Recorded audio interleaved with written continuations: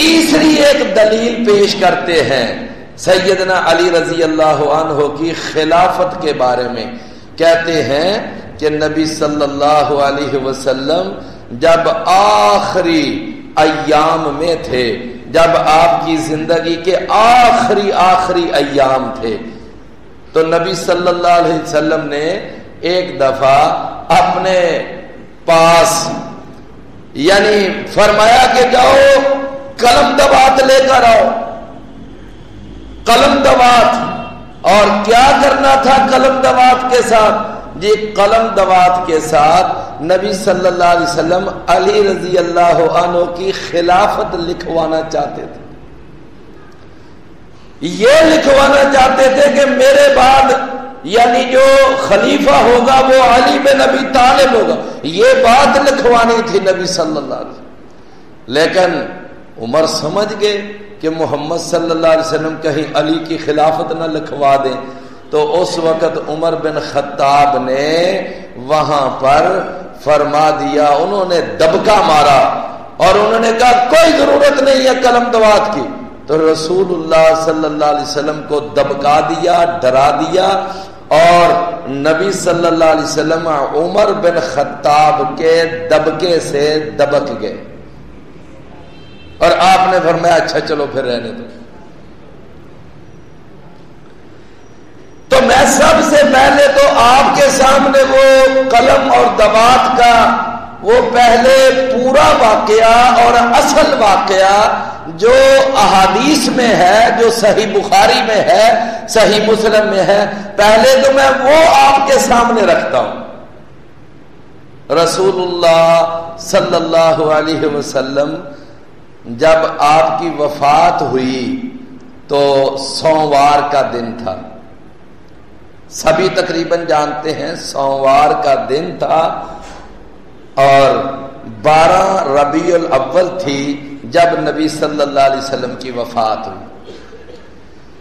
اچھا اس کے بعد سوموار کا دن تو ہو گیا وفات والا دن، اور اس سے ایک دن پہلے اتوار کا دن، اور اس سے 2 دن پہلے ہفتے کا دن، اور اس سے 3 دن پہلے جمعہ کا دن، اور اس سے 4 دن پہلے جمعہ رات کا دن. یعنی اب آپ جمعہ رات کو آ جائیں کہ جمعہ رات کا دن تھا اور تقریباً چاشت کا وقت تھا. تو نبی کریم صلی اللہ علیہ وسلم اس وقت آپ نے یعنی طبیعت ناساز ہے، اور رسول اللہ صلی اللہ علیہ وسلم نے یعنی اپنی زندگی کے جو آخری 4 دن ہیں، ویسے طبیعت کو ناساز ہوئے تقریباً یعنی 8-9 دن گزر چکے تھے، لیکن اس کے باوجود نبی کریم صلی اللہ علیہ وسلم نمازیں خود پڑھا رہے تھے طبیعت کی ناسازی کے باوجود. لیکن جب آپ کی عمر کے یہ آخری 4 دن تھے نا جمعہ رات، تو نبی کریم صلی اللہ علیہ وسلم نے اب فرمایا فجر کے وقت آپ نے فرمایا کہ مرو ابا بکر فلیصلی بالناس، کہ ابو بکر کو جا کر بتاؤ اور کہو، ابو بکر کو حکم دو میری طرف سے، اور اس کو کہو کہ محمد صلی اللہ علیہ وسلم کا پیغام ہے کہ وہ جماعت کروائے لوگوں کو. یہ آپ نے جمعرات فجر کی نماز کے وقت آپ نے ارشاد فرمایا. لو ادھر ابو بکر رضی اللہ عنہ کو مصلی امامت پہ کھڑا کیا، طبیعت زیادہ ناساز ہو چکی تھی اور اب نماز پڑھانے کی بھی سخت نہیں تھی، تو نبی صلی اللہ علیہ وسلم نے فرمایا اب ابو بکر سے کہو کہ وہ جماعت کروائے. تو اسی دن آپ نے چاشت کے وقت فرمایا کہ جاؤ قلم دوات لے کر آؤ. تو وہاں پر جو پاس بیٹھے ہوئے تھے نا نبی کریم صلی اللہ علیہ وسلم کے ارد گرد، تو سیدنا عمر رضی اللہ عنہ نے فرمایا کہ دیکھو نبی صلی اللہ علیہ وسلم کی نا اس وقت طبیعت زیادہ ناساز ہے اور طبیعت زیادہ خراب ہے، تو لہذا ابھی یہ قلم دوات نہ لاؤ. ویسے بھی نبی کریم صلی اللہ علیہ وسلم نے سارا دین ہمیں سمجھایا ہے اور اللہ کی کتاب وہ بھی ہمارے پاس موجود ہے, لہذا ابھی رہنے دو. اتنی بات آپ نے. وہاں پاس بیٹھے ہوئے کچھ لوگ کہنے لگے نہیں قلم دوات لانی چاہیے, اور کچھ کہنے لگے نہیں ابھی طبیعت زیادہ ناساز ہے ابھی رہنے دو. بس یہاں پر ہی نا یہ کچھ کیفیت بن گئی, آوازیں کچھ بلند ہوئیں. نبی صلی اللہ علیہ وسلم نے وہاں فرما دیا کہ اچھا اٹھو میرے پاس اٹھ کر چلے جاؤ. یعنی یہ جو میرے پاس تم شور کر رہے ہو نا, آپ ویسے بھی آپ سمجھتے ہیں مریض آدمی اس کے پاس شور ہو تو اس کے لیے پریشانی مزید بڑھ جاتی ہے. تو آپ نے فرمایا اچھا اٹھو یہاں سے چلے جاؤ. بس رسول اللہ صلی اللہ علیہ وسلم نے ایک دفعہ فرمایا قلم دوات لاؤ, اس کے بعد نبی صلی اللہ علیہ وسلم نے دوبارہ اپنا سوال دہرایا بھی نہیں. کوئی دوبارہ سوال آپ نے یہ نہیں دوبارہ کہ لے کر آؤ, کیوں نہیں لے کر آتے؟ آپ نے اتنا فرمایا کہ میرے پاس سے اٹھ کر چلے جاؤ. تو صحابہ اٹھ کر چلے. جب ظہر کی نماز ہو گئی فارغ ہوئے, پھر نبی صلی اللہ علیہ وسلم کے پاس آئے. صحابہ بھی بیٹھے اور قریبی رشتہ دار بھی آئے ہوئے تھے. تو آپ نے اس موقع پر اپنے صحابہ کو کچھ نصیحتیں ارشاد فرمائی. دن وہی ہے. دن کون سا ہے؟ دن جمعرات کا, یعنی آپ کی وفات سے 4 دن پہلے کی بات ہے. آپ نے پہلی نصیحت یہ فرمائی کہ دیکھو میرے بعد یہ جو ہے نا یہودی اور عیسائی جن کو اہل کتاب کہا جاتا ہے, فرمایا اہل کتاب کو جزیرۃ العرب میں نہ رہنے دینا. یہ جو عرب کا جزیرہ ہے جزیرۃ العرب, اس کو عرب سے نکال دیں. یہ نبی صلی اللہ علیہ وسلم نے حکم دیا.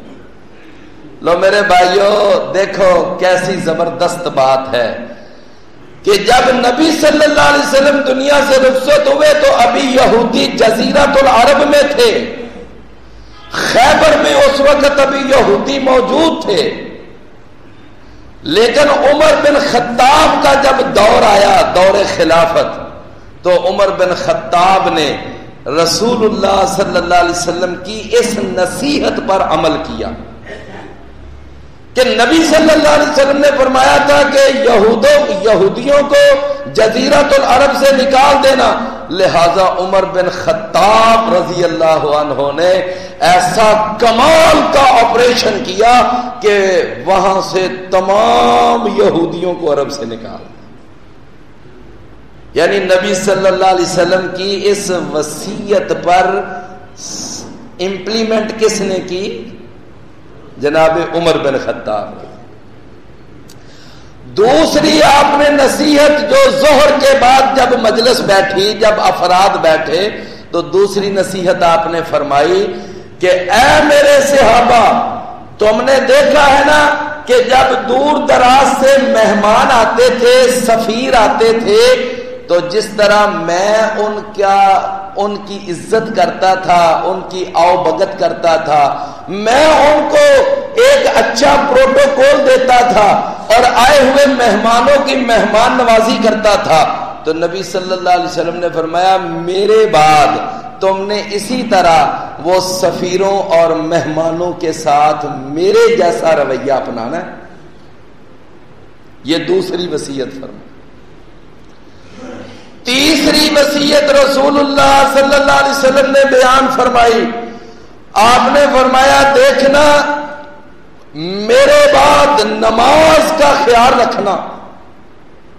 الصلاۃ الصلاۃ وما ملکت ایمانکم, اور یہ جو تمہارے ماتحت ہیں, جو تمہارے ماتحت ہیں, ان ماتحتوں کا بھی خیال رکھنا. کوئی تمہارا غلام ہے، کوئی تمہاری لونڈی ہے، کوئی تمہارا نوکر ہے، کوئی نوکرانی ہے، فرمایا ان ماتحتوں کا خیال رکھنا۔ یہ 3 وصیتیں رسول اللہ صلی اللہ علیہ وسلم نے بیان۔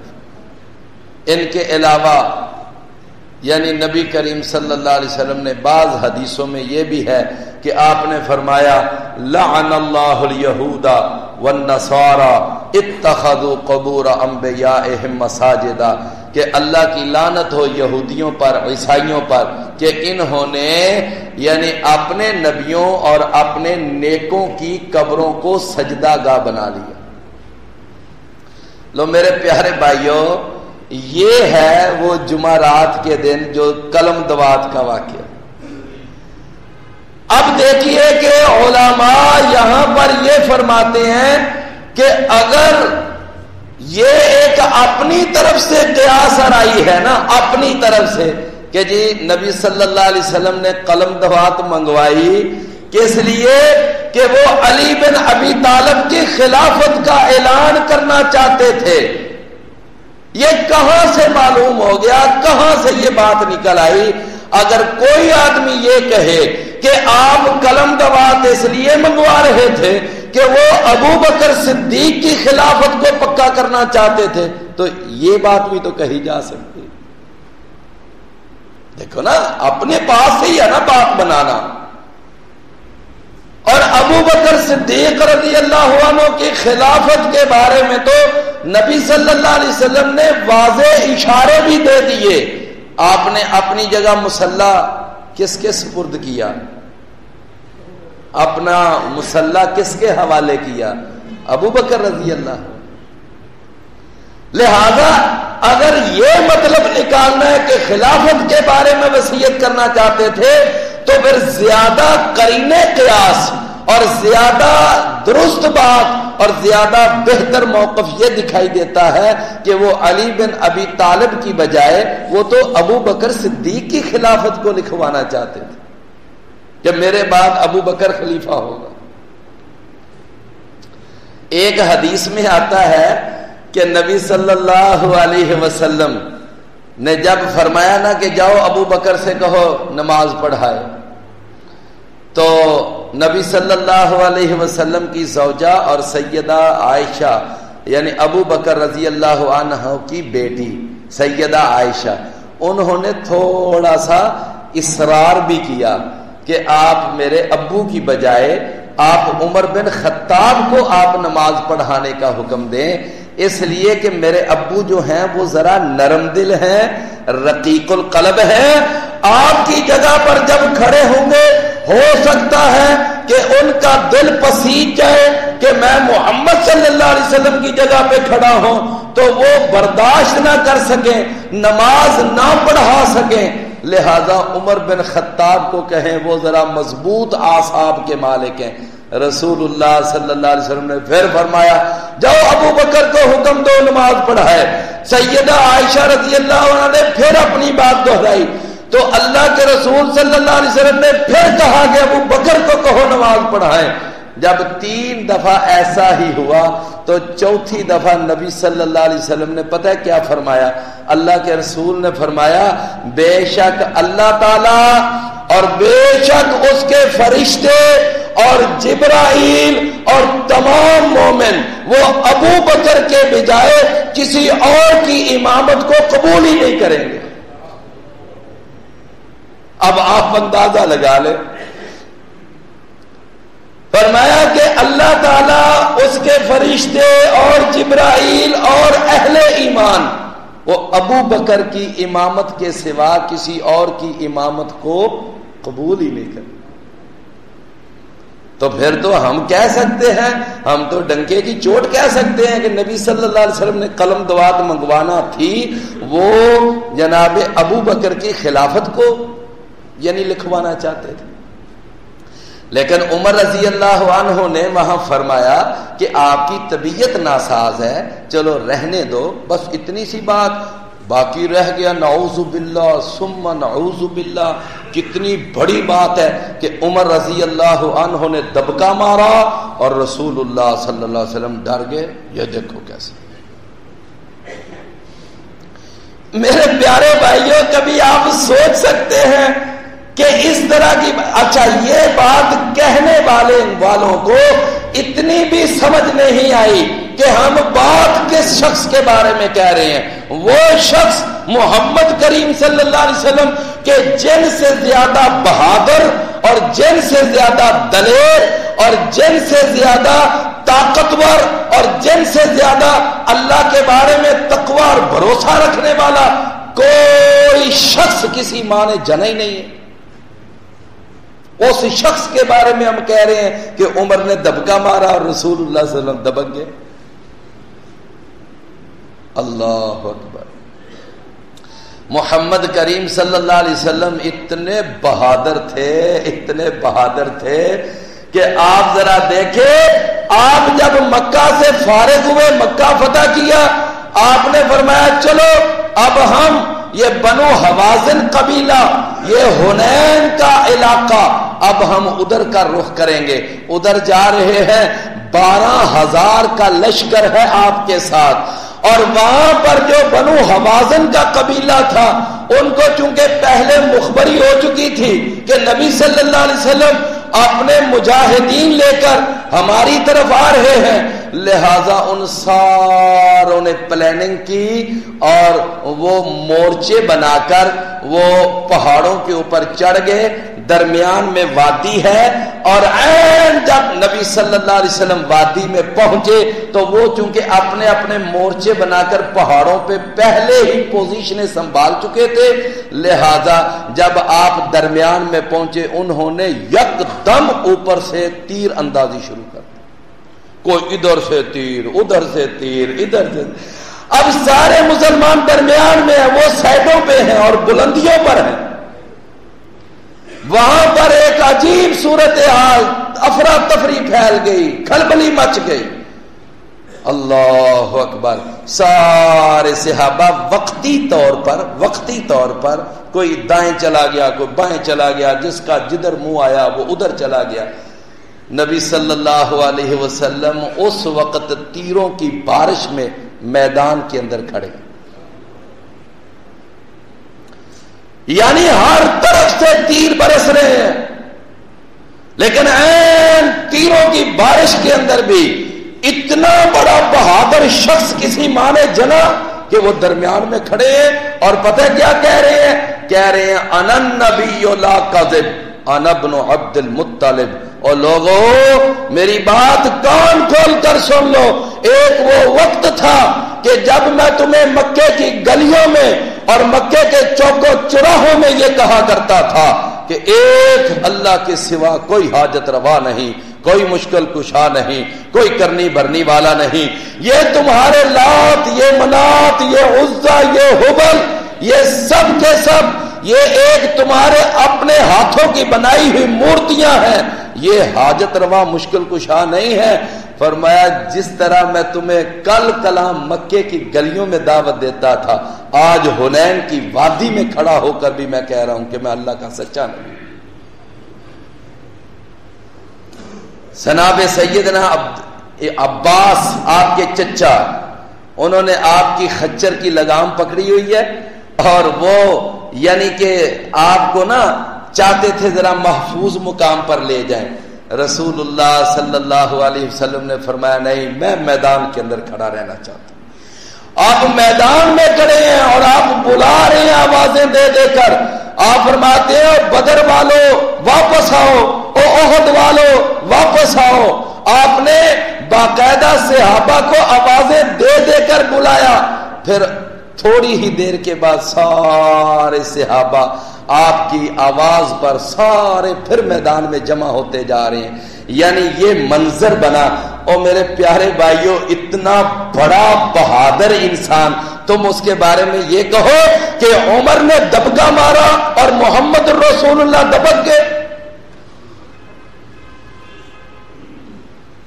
رسول اللہ صلی اللہ علیہ وسلم ایک دفعہ صحابہ کے ساتھ آ رہے ہیں، دوپہر کا وقت تھا، کیلولہ کر رہے تھے، تو اللہ کے نبی ایک جگہ ایک درخت کے نیچے آپ آرام کرنے لگے۔ آپ کے پاس کوئی سیکیورٹی گارڈ نہیں تھا، یا آپ کے پاس کوئی اس طرح آپ اکیلے سارے صحابہ، کوئی اس درخت کے نیچے، کوئی اس درخت کے نیچے، کوئی ادھر، ایک درخت کے نیچے اکیلے تنہا محمد صلی اللہ علیہ وسلم وہ تلوار ایسے درخت کے ساتھ لٹکائی اور آپ نیچے آرام کر رہے. ایک کافر طاق میں تھا اور وہ آیا اور اس نے آ کر نبی کریم صلی اللہ علیہ وسلم کی تلوار پکڑی اپنے ہاتھ میں، اور تلوار پکڑ کے نا این نبی کریم صلی اللہ علیہ وسلم کے اوپر وار کرنے لگا. نبی کریم صلی اللہ علیہ وسلم کی آنکھ کھلی. اللہ کے رسول صلی اللہ علیہ وسلم کھڑے ہوئے. اب تلوار کس کے ہاتھ میں ہے؟ کافر کے ہاتھ میں، اور محمد کریم صلی اللہ علیہ وسلم خالی ہاتھ. تو وہ جو کافر تھا وہ کیا کہتا ہے؟ کہنے لگا اتخاف منی، کیا آپ میرے سے ڈرتے نہیں ہیں؟ آپ کے خوف نہیں ہے میرے ہاتھ میں تلوار ہے، آپ خالی ہاتھ ہیں، میں آپ کو قتل کر سکتا ہوں. نبی کریم صلی اللہ علیہ وسلم نے فرمایا لا اخاف منکا، میں آپ سے نہیں ڈرتا. جب آپ نے کہا نا میں آپ سے نہیں ڈرتا، تو اس کے فوراً بعد اس نے پھر اپنا ایک دوسرا جملہ بولا، کہنے لگا کہ میں یاسمک منی، پھر بتا کہ اس وقت میرے وار سے، تلوار کی دھار سے کون ہے جو تجھے بچا سکتا ہے؟ محمد کریم صلی اللہ علیہ وسلم نے بے اختیار فرمایا اللہ مجھے بچائے. بس اتنا کہنا تھا کہ اس کافر کے ہاتھ وہ کپ کپانے لگے جیسے کسی کے ہاتھوں پہ راشا نہیں طاری ہو جاتا، ایسے راشا طاری ہوا، ہاتھ کپ کپائے، تلوار نیچے گری. محمد کریم صلی اللہ علیہ وسلم نے تلوار اٹھائی. آپ نے فرمایا اب تو بتا میں یاسمک منی، تجھے مجھ سے کون بچائے گا؟ آگے سے وہ کھسیانی بلی کی طرح ہنسنے لگا. رسول اللہ صلی اللہ علیہ وسلم نے اس کو معاف کر دیا. آپ نے فرمایا میرے بھائیوں، اتنا بہادر شخص، اتنا بہادر انسان، اور ان کے بارے میں کوئی یہ کہے کہ عمر رضی اللہ عنہ نے دبکا مارا تھا تو رسول اللہ صلی اللہ علیہ وسلم ڈر گئے تھے.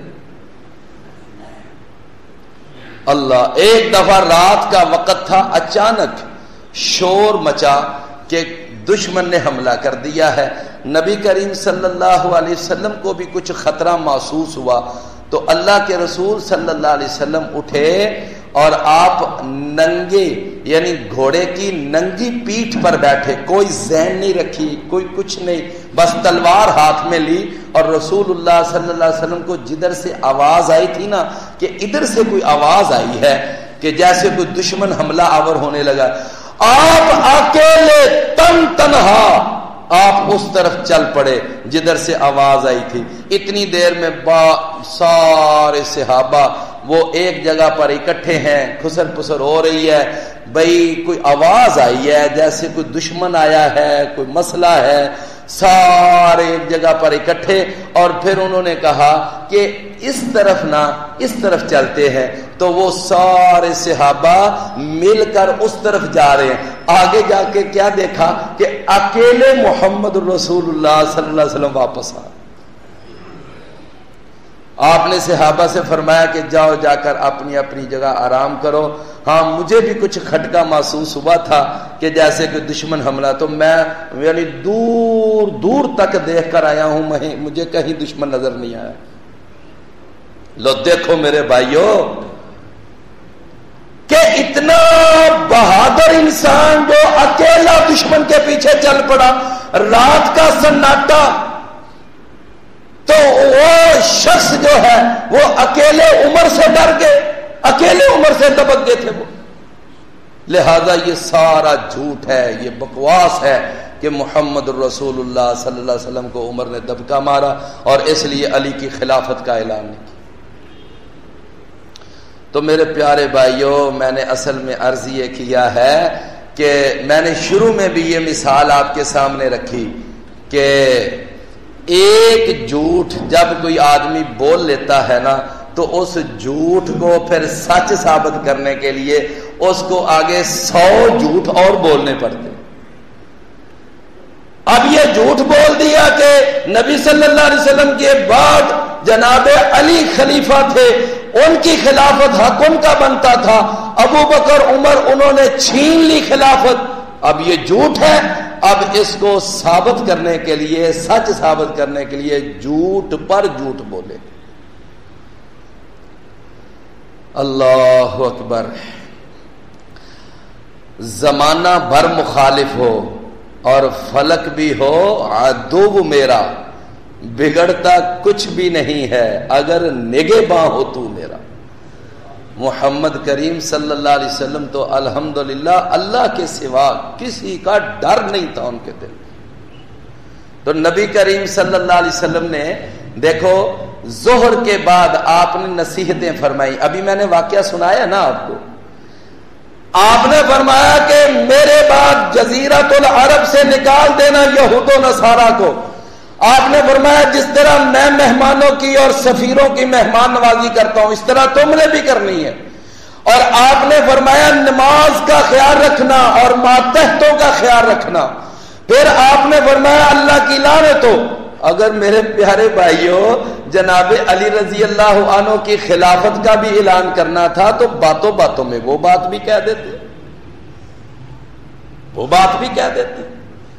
تو اس لیے میں نے عرض کیا کہ ہمارا الحمدللہ عقیدہ ہے کہ رسول اللہ صلی اللہ علیہ وسلم کے بعد خلیفہ اول بلا فصل اور افضل البشر بعد الانبیاء وہ جناب ابو بکر ہیں رضی اللہ،